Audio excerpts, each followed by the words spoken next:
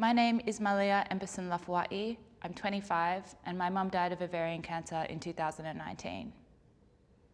When my mum was first diagnosed with ovarian cancer, I was in Spain. I had just undertaken my study abroad in Madrid and I was having a screamingly good time when it was rudely interrupted by a phone call from my father. She'd gone into surgery and there it was, stage 3 ovarian cancer.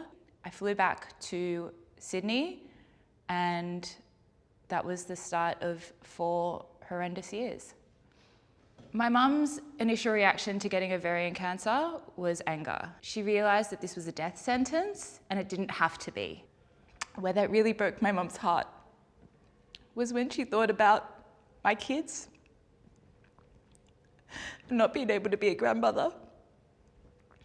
When she went into surgery for the first time, and the surgeon asked her if she was ready, she said, "I'm a tough bitch and I've got to be a grandmother." I think that injustice of not being able to see her daughter's kids stuck with mum and really drove her advocacy and really drove her anger.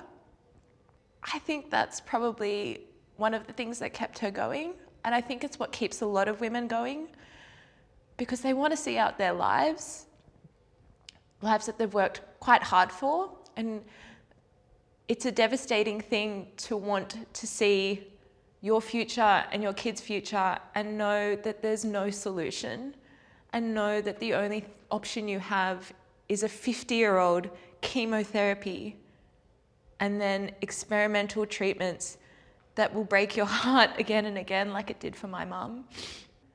And until we get an early detection test, looking for symptoms is important, but oh my goodness, okay, how often are you constipated? How often do you have a sore back?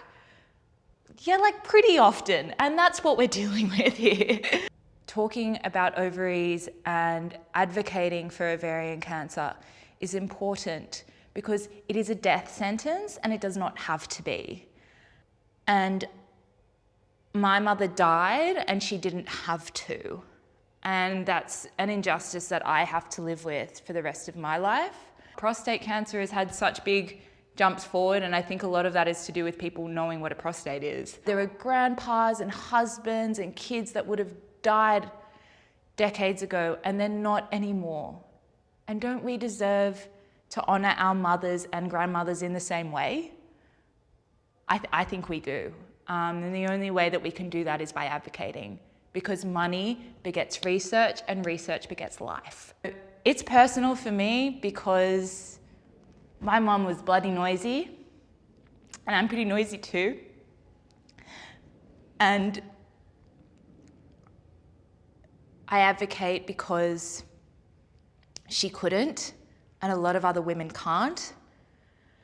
And I advocate so that one day there will be survivors to make noise.